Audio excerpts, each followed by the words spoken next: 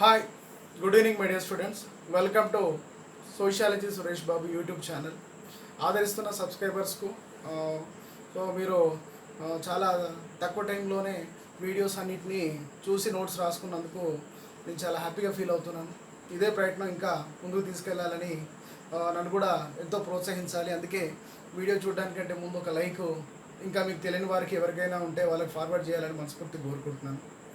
So ఈరోజు ఈ వీడియోలో ఏం చెప్పబోతున్నానంటే, మున్సిపల్ చట్టము తెలంగాణ 2019 చాప్టర్ 3 ప్రారంభించబోతున్నాను. ఆల్రెడీ దీనికి సంబంధించినవన్నీ చాప్టర్ 1 కావచ్చు, 2 కావచ్చు. ఉన్నటువంటి చట్టాన్ని చాలా క్లియర్గా చదివి ఒక్కొక్క అంశాన్ని స్పెషల్ నోట్స్ రాసుకొని దాంట్లో క్వశ్చన్స్ ఏ విధంగా మనకు వచ్చేటువంటి అవకాశం ఉంది అనేది ప్రయత్నం చేసుకొని చాలా టైం తీసుకొని మీకు టైం వెచ్చించడం జరుగుతుంది. దయచేసి ఈ యొక్క అంశాన్ని గమనించి విద్యార్థులందరూ ముందుకెళ్ళాలని కోరుకుంటున్నాను. ఇంత మునుపు ప్రీవియస్ వీడియోలో నేను ఒక 3 క్వశ్చన్స్ అడిగాను. ఆ 3 క్వశ్చన్స్కు సమాధానాలు చాలామంది ఇచ్చారు. దాంట్లో ఒక 6 మెంబర్స్ కరెక్ట్ చేయడం జరిగింది, ఒక రాంగ్ చేయడం జరిగింది. ఆ క్వశ్చన్స్ ఏమిటి అంటే, వైస్ చైర్పర్సన్ కానీ చైర్పర్సన్ కానీ రాజీనామా చేయాల్సి వస్తే ఎవరికి చేయాలి, ఎన్ని రోజుల్లో అందించాలి అనే ప్రశ్నకు సమాధానము, రాజీనామా పత్రాన్ని మున్సిపల్ కమిషనర్కు అందించాలి ఎన్ని రోజుల్లో అంటే 3 వర్కింగ్ డేస్. పోస్టల్ ద్వారా ఒకవేళ వెళ్ళేటువంటి అవకాశం లేకపోతే ఇతరత్ర పోస్ట్ ద్వారా రిజిస్టర్ పోస్ట్ ద్వారా వెళ్ళొచ్చు. అయితే ఎన్ని రోజులు అంటే అది కూడా 3 రోజులు, 3 పని దినాలు, వర్కింగ్ డేస్. అంటే మధ్యలో హాలిడేస్ వస్తాయి, ఫెస్టివల్స్ వస్తాయి, ఇవన్నీ కౌంట్ చేయకూడదు. 3 పని దినాల లోపు రిజిస్టర్ పోస్ట్ ద్వారా అందించవచ్చు, లేకపోతే నేరుగా వెళ్ళవచ్చు. అది చైర్పర్సన్ లేనప్పుడు అయితే డిప్యూటీ చైర్పర్సన్, డిప్యూటీ చైర్పర్సన్ కూడా లేకపోతే వితిన్ 15 డేస్లో ఈ డిప్యూటీ చైర్పర్సన్ కూడా లేడు అనే విషయాన్ని ఈ యొక్క మున్సిపల్ కమిషనర్ అనే వారు ఎవరైతే ఉంటారో అతను 15 రోజుల్లోగా ఎలక్షన్ కమిషన్కు నివేదించాలి. ఇది ప్రాసెస్. అలా ఈ యొక్క 15 డేస్ అనేది ఇక్కడ టైం ఎన్ని రోజుల్లో నివేదించాలి అంటే 15 రోజుల్లో మున్సిపల్ కమిషనర్ అనేవారు ఎలక్షన్ కమిషనర్కు ఈ యొక్క ఖాళీలు అనేవి ఉన్నట్టుగా చేయాల్సిందనేది రెండో దానికి సమాధానం. మొదటి దానికి 3 వర్కింగ్ డేస్లలో ఇవ్వాలి అనేది దీనికి సమాధానం. మీకు మ్యాక్సిమం సెకండ్ చాప్టర్ నుంచి ఖచ్చితంగా 4 to 5 క్వశ్చన్స్ వస్తాయి. ఎందుకంటే దాంట్లోనే చాలా కీలకమైనటువంటి పర్సన్స్, యాక్ట్కి సంబంధించినటువంటి చాలా వరకు పదజాలం అందులోనే ఉంది. బేసికల్గా యాక్ట్ చదువుకున్నప్పుడు సాధారణంగా అర్థం కాదు, ఎందుకంటే పరిచ్ఛేదం అని చెప్పేసి అంటారు. సెక్షన్స్ అవి పరిచ్ఛేదాలని ఉంటాయి. కొన్ని విహిత పరిచిన, చెప్పిన, ఇట్లాంటి కొన్ని అర్థం కాని పదాలు ఉంటాయి. వాటిని చాలా సింప్లిఫై చేసి చెప్పడం జరుగుతుంది ఇక్కడ. ఈ ప్రయత్నాన్ని మీరు అందరూ ఎంకరేజ్ చేయండి. ముందుకెళ్దాం.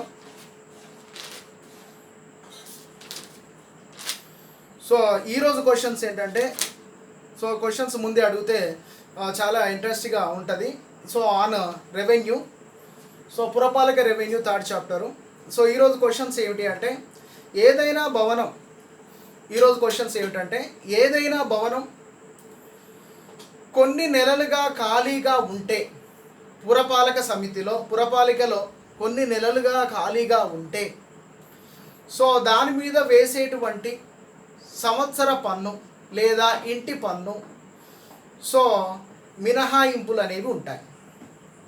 అంటే కొన్ని నెలలుగా ప్రధానంగా ఒక స్ట్రీట్లో ఉన్న, ఒక వీధిలో ఉన్న ఒక ఇంటిలో నివాసం లేరు, చాలామంది బయటికి వెళ్ళిపోయారు, అది ఖాళీగా ఉంది, దానికి ఇంటి పన్ను మినహాయించవచ్చు అనే భావన ఉంటుంది. అది ఎన్ని నెలలు మినిమం ఆ ఇల్లు ఖాళీగా ఉంటే దానికి ఇంటి పన్ను మినహాయింపు ఉంటుంది.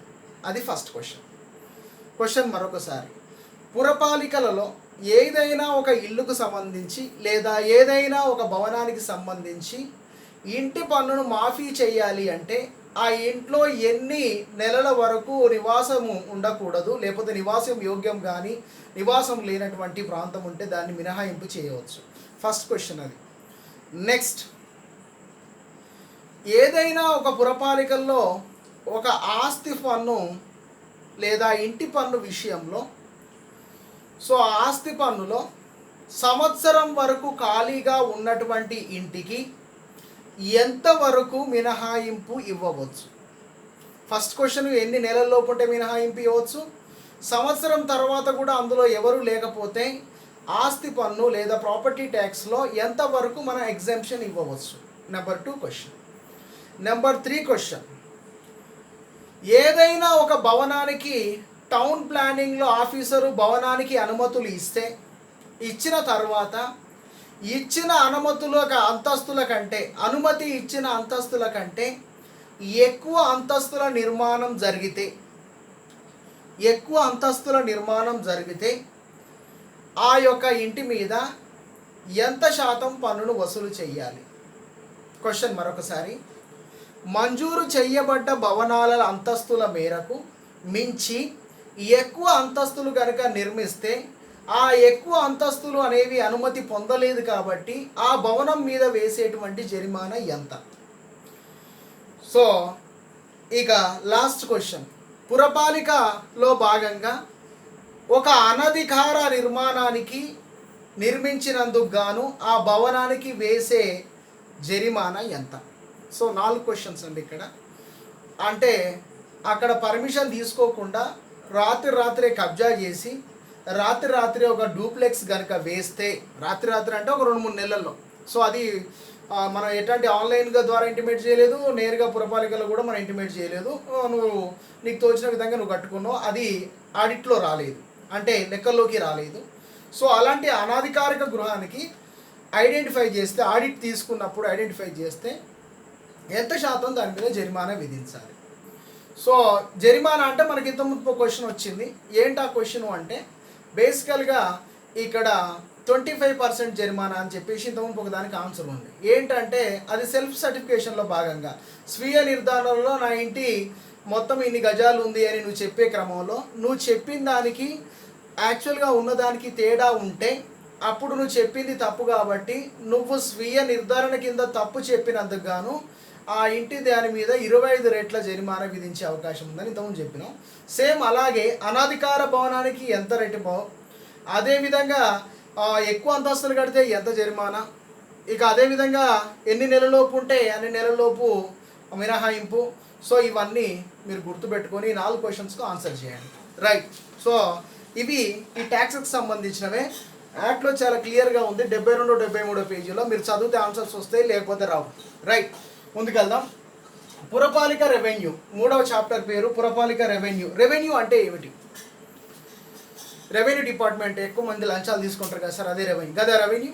సో రెవెన్యూ అనగా వనరులు, పన్నులు విధించి వసూలు చేసేటువంటి అధికారము, వినియోగ ఛార్జీలు, ఇవన్నీ ప్రధానంగా కలగాల్సిందే రెవెన్యూకి సంబంధించింది. అంటే మనకు ఇన్కమ్ ఎక్కడి నుంచి వస్తుంది అంటే డబ్బు మనకు సంస్థకు, ప్రాధికార సంస్థకు డబ్బులు అనేవి ఏ మార్గాల ద్వారా వస్తాయి అనేది రెవెన్యూలో క్లియర్గా చదువుతాం. సో అవి ప్రధానంగా రీసోర్సెస్ ఉంటాయి, ట్యాక్సెస్ ఉంటాయి, ఫీజులు వాటి ఉంటాయి, అదేవిధంగా యూజర్ ఛార్జీలు ఉంటాయి. సో ఒక్కొక్క దానికి ఒకటి. వనరులు, సో శాండ్, కోల్, ఏదైనా వాటర్, ఏదైనా వనరులే. పన్నులు, మనకి ఇంటి పన్ను కావచ్చు, జనరల్గా ఇక్కడ పురపాలికల్లో ఉండేటువంటి జంతు వధశాలలు కావచ్చు, ఓపెన్ మార్కెట్స్ కావచ్చు, ఓపెన్ పార్కులు కావచ్చు, ఓపెన్ పార్కింగ్ అంటే వాహనాల కోసం ఇచ్చినవి కావచ్చు, వీటన్నిటి మీద మనం పన్నులు ఇక్కడ వసూలు చేసుకోవచ్చు. ఫీజులు మనం చేయొచ్చు. పార్కులకైతే వినియోగ ఛార్జీలు, యూజర్ ఛార్జీలు, ఎంట్రీ ఫీజు, ఎగ్జిట్ ఫీజు అని అనేక రకాలుగా మనం వసూలు చేయొచ్చు. సో ఇవన్నీ ఒక పురపాలికకు రెవెన్యూకు సంబంధించినటువంటి విభాగంలోకి రావడం జరుగుతుంది. సో ఇక్కడ ప్రభుత్వం అంటే పురపాలిక విధించే ప్రధానంగా పన్నుల్లో సెస్ అనేది మనకు ఒకటి, ఫీజులు అనేవి ప్రధానంగా ఉంటాయి. పురపాలిక విధించే పన్నులలో ప్రధానంగా భూమి, భవనాలపై, అదేవిధంగా భవనాలపై పేరు మార్చుకున్నందుకు, ప్రాపర్టీ పేరు మార్చుకున్నందుకు, ఇతరాత్ర ఏదైనా ప్రయోజనాల నిమిత్తము పురపాలిక విధించేటువంటి ప్రధాన పన్నులే ఈ యొక్క imposed taxes of the municipalities. So ఇవన్నీ ప్రధానంగా మనము రెవెన్యూలో డిస్కస్ చేయాల్సిన అవసరం ఉంది. బేసికల్గా ఈ యొక్క రెవెన్యూలో ప్రధాన అంశం ఏంటి అంటే పౌర సంబంధాల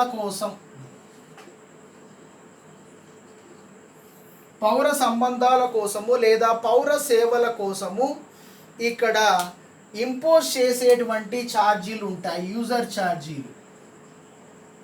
పౌర సంబంధాల కోసము, పౌర సేవల కోసము ఇక్కడ వినియోగదారుడు చెల్లించే ఛార్జీ అనేది ప్రధానంగా ఇక్కడ సెస్ రూపంలో మనం తీసుకునే అవకాశం ఉంటుంది.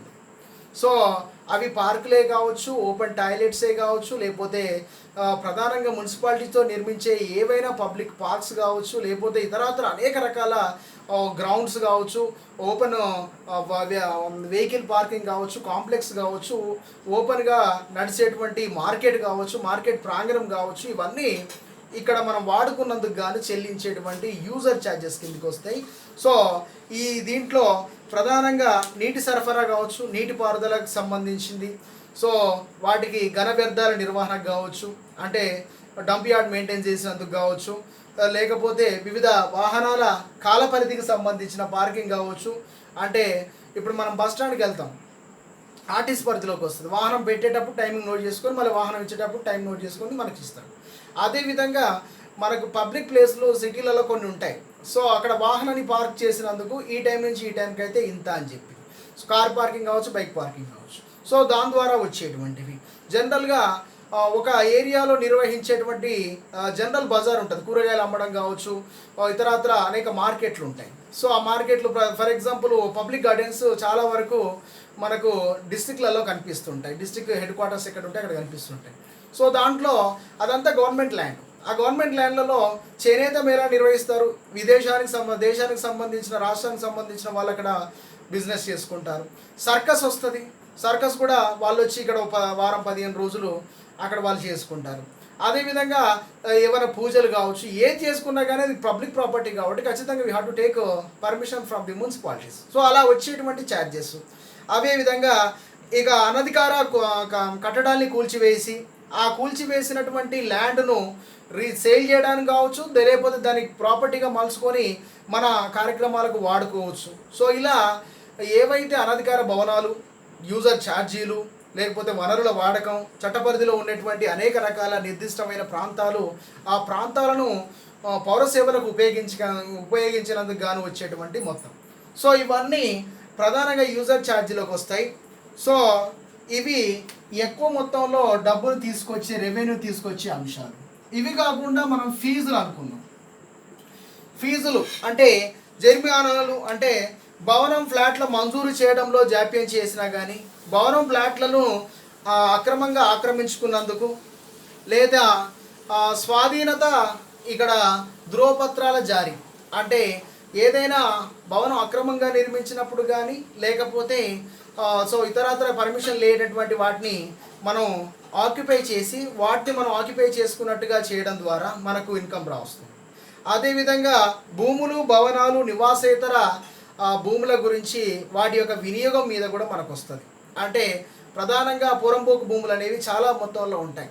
సో ఎప్పుడైతే సిటీ డెవలప్ అవుతుంటుందో, అసైన్ భూములలో ఎక్కడైతే ఉంటుందో అక్కడ అనేక వర్గాలు గుడిసెలు వేసుకొని కొంతకాలం తర్వాత అక్కడే ఇల్లులు కట్టుకుంటారు. సో బేసికల్గా అది సర్వే నెంబర్ల ప్రకారం అది మున్సిపాలిటీ పరిధిలోకి వస్తుంది. సో ఇలా రెవెన్యూయేతర సంబంధించినటువంటి భూముల వాడకం గాను, సో వాళ్ళు వాడుకున్నందుకు ప్రతి నెల ఇంత ట్యాక్సెస్ ఇవ్వడము, ఫీజుల రూపంలో మనం తీసుకోవడం, ఒకవేళ అలా తీసుకున్నందుకు వాడికి జరిమానా వేసి ఆ జరిమానా రూపంలో తీసుకోవడము, ఇలా కూడా మన ఇక్కడ మున్సిపాలిటీకి ఈ రెవెన్యూ అనేది ప్రయత్నం. సో బేసికల్గా ఇక్కడ ఇలాంటి వాటిలలో ఇక్కడ మనకు ఇన్కమ్ జనరేట్ చేయాలి అంటే లైసెన్సింగ్ విధానం అనేది ఒకటి ఉంటుంది. అనుమతులు పొందబడిన ఈ లైసెన్సింగ్ విధానం ద్వారానే మనకు ఎక్కువ మొత్తంలో రెవెన్యూ రావడానికి ప్రధానంగా ఉంటుంది. అంటే మున్సిపాలిటీ పరిధిలో జరిగేటువంటి అనేక రకాల కార్యక్రమాలు అనేవి ఎవరు చేయాలి అంటే లైసెన్సింగ్, అనుమతి పొందబడిన వ్యక్తులే మాత్రమే చేయాలి. సో అది పారిశుద్ధ సిబ్బంది అయినా కావచ్చు, మున్సిపాలిటీలో ఖచ్చితంగా ఇక్కడ ప్లంబర్ ఉంటాడు, అదేవిధంగా సర్వేయర్స్ ఉంటారు. సో వాళ్ళు చేసేటువంటి పౌర సేవలకు ఖచ్చితంగా డబ్బులు అనేవి వస్తాయి. సో ఆ యొక్క ప్రాంతంలో చేసిన దానికి ముందుగా పర్మిషన్ తీసుకోవాలి. సో అలా ఈ యొక్క లైసెన్సింగ్ విధానంలో చాలా వరకు డబ్బులు వస్తాయి. అదేవిధంగా అక్రమ బోరు త్రవ్వకాల గురించి దాని మీద జరిమానా వేయచ్చు. అదేవిధంగా జంతు వధశాలల మీద మనకు డబ్బులు వస్తాయి. అంటే కౌస్లాటరీ, అంటే పందులు కావచ్చు, ఇక్కడ ఎక్కువ మొత్తంలో ఉండేటువంటి గేదెలు కావచ్చు, వీటన్నిటిని కోసి అమ్ముతుంటారు. సో అదనేది మున్సిపాలిటీ పరిధిలోకి వస్తే దాని మీద కూడా మనకు ఇక్కడ ఫీజులు ప్రతి నెల అనేది చెల్లించాల్సి ఉంటుంది. సో ఎందుకంటే ఆ ప్లేస్ని యూటిలైజ్ చేసుకున్నందుకు. అదేవిధంగా ఎక్కువ మొత్తంలో ఇక్కడ ప్రజా రవాణాతో కూడినటువంటి ప్రాంతాలు అంటే మార్కెట్ అన్నట్టు, బయింగ్ అండ్ సెల్లింగ్. సో ఎక్కువగా క్రయ విక్రయాలు జరిగే చోటు దగ్గర నుంచి కూడా మనకు డబ్బులు వస్తాయి. సో ఇలాంటివి ఎక్కువ మొత్తంలో లైసెన్సింగ్ పొందినటువంటి విధానాల ద్వారానే మనకు డబ్బులు వస్తాయి. ఇప్పుడు ఒక కాడ సంత జరుగుతుంది, అఫీషియల్ నువ్వు ఇచ్చి అక్కడ పెట్టుకునే ప్రతి ఒక్క వ్యాపారికి అక్కడ నువ్వు వ్యాపారం చేసినందుకు, అక్కడ నీ యొక్క స్టాల్ ఏర్పాటు చేసుకున్నందుకు నువ్వు మున్సిపాలిటీకి ఎన్నిసార్లు ఏర్పాటు చేసుకుంటే అన్ని 100 రూపాయలు ఇక్కడ పే చేయాలి అనేది, దానివల్ల మున్సిపాలిటీకి రెవెన్యూ వస్తుంది.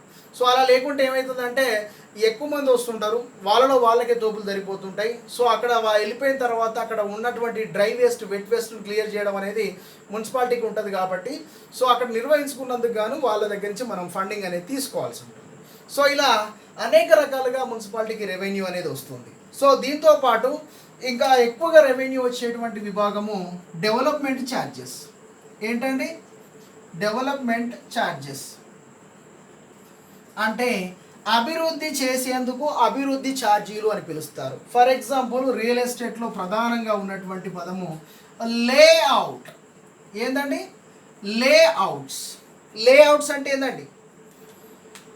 సో నిర్దిష్ట ప్రదేశంలో ఉన్నటువంటి వ్యవసాయ ఉపయోగము కానటువంటి భూమి ఏదైతే ఉందో అది నివాస యోగ్యంగా గుర్తించిన తర్వాత ఆ నివాస యోగ్యంగా ఉన్నటువంటి భూమిని 10% సోషల్ పౌర సరఫరాల పౌర సేవల కోసము నిర్దేశించి పర్టికులర్గా ఉన్నటువంటి భూమిని నిర్దేశించినటువంటి కొలతలతోని డివైడ్ చేసి అందులో ఇన్ఫ్రాస్ట్రక్చర్ ఫెసిలిటీస్ను కల్పించడం కోసము ఏర్పాటు చేయబడ్డ ప్రధాన ప్రణాళికను లేఅవుట్ అంటారు. సో మన గ్రామ పంచాయతీలు కూడా లేఅవుట్లు ఉంటాయి. సో వాడికి ఎక్కడ ల్యాండ్ వస్తే అక్కడ వైపు తీసుకొని దాన్ని యూటిలైజ్ చేసుకుంటాడు. సో ప్రాపర్ ఎలక్ట్రిసిటీ ఎక్కడి నుంచి వస్తుందో తెలియదు, డ్రింకింగ్ వాటర్ ఉండదు, నార్మల్ వాటర్ ఉండదు, పిల్లలు ఆడుకోవడానికి ప్లేస్ ఉండదు, ప్లస్ వారి నీళ్ళు మన ఇంట్లో పడతాయి, మన నీళ్ళు వాళ్ళ ఇంట్లో పడతాయి, there is no proper drainage, ఇలాంటివన్నీ ఉంటాయి. కానీ ఇక్కడ మున్సిపాలిటీకి లేఅవుట్ కనుక ఇస్తే అది 100% అనేక రకాల హంగులతో కూడుకున్నది. అంటే సో ఫ్రెష్ వాటర్ రావడానికి పైప్ లైన్ కావాలి, వేస్ట్ వాటర్ పోవడానికి పైప్ లైన్ కావాలి, ఎలక్ట్రిసిటీ రావడానికి ఎలక్ట్రిక్ పోల్స్ కావాలి, డ్రింకింగ్ వాటర్ స్టోరేజ్ ట్యాంక్ కావాలి, 10% సోషల్ ఫారెస్ట్రీ ఉండాలి, అంటే అడవుల పెంపకం ఉండాలి, దాంట్లో పార్కులు, పిల్లలు ఆడుకోవడానికి పార్క్ ప్లేసులు, అదేవిధంగా ఎక్కువ మొత్తంలో వరద నీరు వచ్చినప్పుడు బయటికి వెళ్ళిపోవడానికి నాలా కన్వర్షన్స్, ఇలాంటివి చాలా మొత్తంలో సిటీలు అనేవి ఏర్పడుతుంటాయి. కాబట్టి ఆ పర్మిషన్స్ కోసం మనం ఇక్కడ లేఅవుట్ అనేది అనుమతి తీసుకోవాలి, లైసెన్స్ తీసుకోవాలి. సో ఈ లేఅవుట్ను మనం డిజైన్ చేసి ఇచ్చినందుకు గాను దానికి డెవలప్మెంట్ ఛార్జ్ ఉంటుంది. సో ఆ డెవలప్మెంట్ ఛార్జ్ అనేది మనం ఇక్కడ వసూలు చేస్తాం. అదేవిధంగా ఈ యొక్క మున్సిపాలిటీ పరిధిలో ఉండేటువంటి ప్రతి ఇంటికి 500 గజాల లోపు ఉన్నటువంటి ఇంటికి నేరుగా ఇంటి పన్నును కట్టుకునేందుకు లేకపోతే రిజిస్ట్రేషన్కు ఆన్లైన్ సర్వీసును కల్పించడం ద్వారా కూడా మనకు డబ్బులు వస్తాయి. ఆన్లైన్ సర్వీసెస్ ఛార్జెస్ అనేవి మనం వసూలు చేసుకోవచ్చు. అదేవిధంగా మనకు వచ్చేటువంటి అప్లికేషన్స్ కావచ్చు, సో అప్లికేషన్ ఛార్జెస్ కావచ్చు, పనుల నిమిత్తము కేటాయించినటువంటి ఛార్జెస్ కావచ్చు, సో ఇవన్నీ మనకు వచ్చేటువంటి ప్రధానమైనటువంటి రెవెన్యూ అని గుర్తించాలి. ఇక అదేవిధంగా ఫస్ట్ టైం ఏదైనా పన్ను వేస్తే ఆ పన్ను ఏ రేటు మీద ఉంది, ఏ డేట్ మీద ఉంది, ఏ టైం పీరియడ్లో ఉందనేది ఖచ్చితంగా కమిషనర్ ఒక ప్రింట్అవుట్ అనేది ముందుగానే ఇచ్చేయాలి.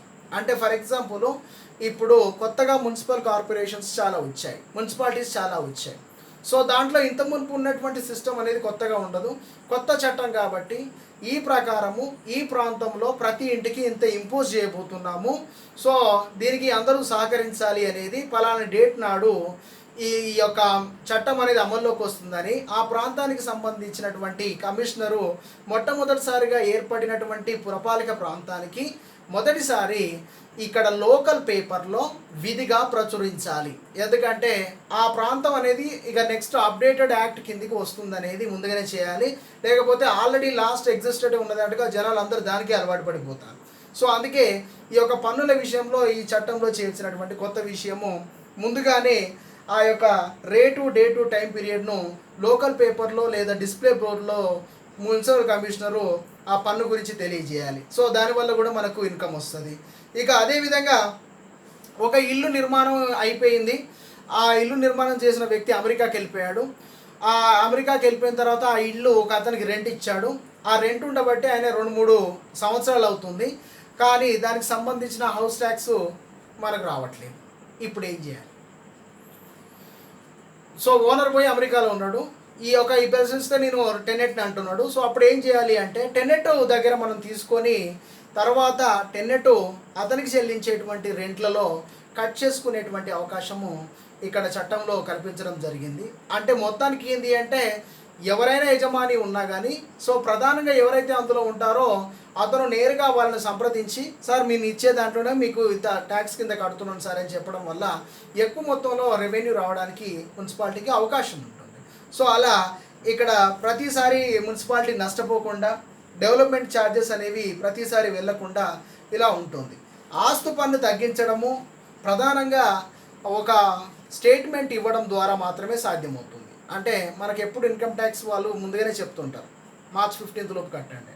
సో ఈ మున్సిపాలిటీ పరిధిలో కూడా పెంచడము తగ్గించడం అనేది ఖచ్చితంగా ముందుగానే సూచించాల్సినటువంటి నిబంధన. ఈ చట్టం ప్రకారము ఖచ్చితంగా ఆస్తి పన్ను రద్దును లేదా తగ్గించడాన్ని ముందుగా పేపర్ ప్రకటన ద్వారా కానీ లేదా పౌర సరఫరాల కోసము నిర్దేశించిన రేడియో, టీవీ, పేపర్, ఇప్పుడు సోషల్ మీడియా ద్వారా కానీ నిర్దేశించినటువంటి నియమాలను ముందుగానే చెప్పడం ద్వారా జనాల్లో జాగృతం చేయడం ద్వారా ఆస్తి పన్నును పెంచడము రద్దు చేయడం వంటి అంశాల మీద ప్రత్యేక ఇక్కడ అవకాశం ఉంటుంది. అలా చేయడం వల్ల జనాల్లో జాగృతం వచ్చేసి ఈ యొక్క రెవెన్యూను అంటే ట్యాక్సెస్ను ఈ యొక్క వీటిని చెల్లించడానికి ఎక్కువ మొత్తంలో ఉంటుంది. ఆస్తి పన్ను అనేది ప్రధానంగా మూలధన విలువ, వార్షిక అద్దె విలువ, అదేవిధంగా భవనంతో పాటు చుట్టుపక్కల ప్రాంతం అంతా కలిపి ఆస్తి పన్నుగా లెక్కిస్తారు. అంటే ఒక ఇల్లు అంటే ఇల్లే కాదు, ఇల్లుకు ఉండేటువంటి మొత్తం క్యాపిటల్ వాల్యూ, అదేవిధంగా ఇంటి చుట్టూ ఉండేటువంటి ప్రిమిసెస్, అదేవిధంగా మొత్తం ఆ ఇంటికి వచ్చేటువంటి రెంట్ ఎంత ఉంటుందో ఇవన్నీ కలిపి ఇన్కమ్ ట్యాక్స్ అనేది ఫ్రేమ్ అవుతుంది. సో అలా ఇన్కమ్ ట్యాక్స్ అనేది ఫ్రేమ్ చేసి ప్రతి సంవత్సరానికి ఇంత కట్టాలి అనేది ఈ చట్టంలో నిబంధన చేయడం జరిగింది. సో ఇలా కొత్త సైట్ కానీ రీకన్స్ట్రక్షన్ చేసేటప్పుడు తన యొక్క సమాచారాన్ని 2019 మున్సిపల్ చట్టం ప్రకారము సెల్ఫ్ డిక్లరేషన్ అనేది ఇవ్వాలి. సో ఇది ఆల్రెడీ మనం చెప్పుకున్నాం ఈ పాయింట్ను. సెల్ఫ్ డిక్లరేషన్ అనేవారు ఇక్కడ ఇవ్వాలి. 75 గజాల లోపు ఉన్నదానికి రిజిస్ట్రేషన్ ఎంత అని మనం ప్రశ్న అడుక్కున్నాం. ఆ 75 గజాల లోపు కట్టుకున్నటువంటి ఆ యొక్క ఇంటికి ప్రతి సంవత్సరం ఎంత ట్యాక్స్ పే చేయాలని చెప్పుకున్నాం. అదేవిధంగా 500 గజాల లోపు ఉన్నదానికి ఆన్లైన్ సర్వీస్ చేయాలని చెప్పుకున్నాం. సో ఇక 500 నుంచి పై దాకా ఉన్నటువంటి వాటికి విధిగా మున్సిపాలిటీని సంప్రదించి ఆ యొక్క ప్రాపర్టీ ట్యాక్స్ అనేది చేయాలి. అదేవిధంగా సెల్ఫ్ డిక్లరేషన్లో అసత్య ధృవీకరణ అంటే నువ్వు అబద్ధం ఆడినట్టుగా సెల్ఫ్ డిక్లరేషన్లో కనుక తెలిస్తే 25% పన్నులు జరిమానా విధించి 25 రెట్లు పన్ను జరిమానా విధించేటువంటి అవకాశం ఉంటుందని చెప్పుకున్నాం. సో ఇలా these are the basic points. So వీటికి ప్రధానంగా ఏ కావాలి, దీనికి సంబంధించిన బడ్జెట్ ఎలా ప్లాన్ చేసుకుంటారు అనేది మనం నెక్స్ట్ క్లాస్లో డిస్కస్ చేద్దాం. సో ప్రధానంగా నేను అడిగిన క్వశ్చన్స్కు ఆన్సర్స్ అనేవి దీని తర్వాతనే ఉన్నాయి. ఈ చట్టం చదివితే మీరు చదివిన తర్వాత ఆన్సర్ చేయండి. సో నెక్స్ట్ నేను మిగతా బడ్జెట్కి దానికి సంబంధించినటువంటి రెవెన్యూ ఎక్స్పెండిచర్ సంబంధించిన చాప్టర్ 3 నెక్స్ట్ క్లాస్లో నేను ఎక్స్ప్లెయిన్ చేస్తాను. సో మీకు ఏమైనా డౌట్స్ ఉన్నా కామెంట్ రూపంలో తెలియజేయండి. So thank you for giving opportunity.